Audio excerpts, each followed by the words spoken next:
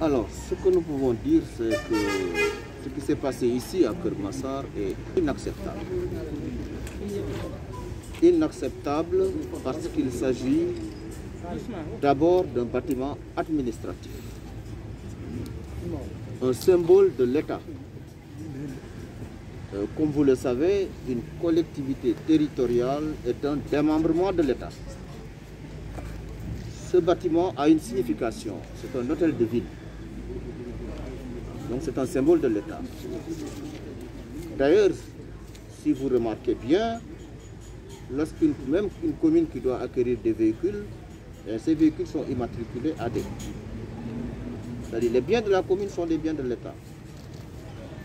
Ce que nous avons constaté, comme je l'ai dit tout à l'heure, est inacceptable parce qu'il y a eu une agression d'un symbole de l'État, incendie, destruction de matériel, vol de matériel et beaucoup d'autres choses inqualifiables que nous avons pu observer.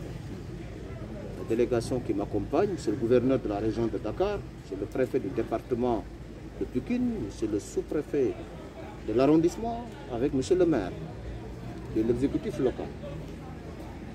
Ceux qui ont commis ce forfait seront naturellement poursuivis.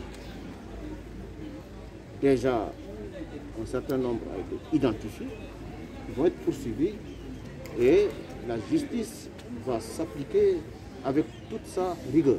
La loi va s'appliquer avec toute sa rigueur. On ne peut pas tolérer ce genre de comportement. Quels qu'en soient les motifs, on ne peut pas s'attaquer impunément à des édifices publics. On ne s'attaque pas à une gouvernance, on ne s'attaque pas à une préfecture, on ne s'attaque pas à une sous-préfecture, on ne s'attaque pas à une brigade de gendarmerie, on ne s'attaque pas à un hôtel de ville dans une république. La raison pour laquelle nous sommes venus nous enquérir de la situation et comme je vous l'ai dit, ce qui va être fait sera fait. La loi va s'appliquer avec toute sa rigueur par rapport à cette situation. Nous visitions, vous nous avez accompagnés, il y a eu beaucoup de... Il y a d'abord incendie, casse, des vitres cassées, des bureaux détruits, des archives détruites, etc. C'est vraiment... On ne peut même pas qualifier ce qui a été fait. C'est la raison pour laquelle, comme je l'ai dit, en tout cas nous montrons notre solidarité à M. le maire, la commune, qui est aussi également un représentant de l'État.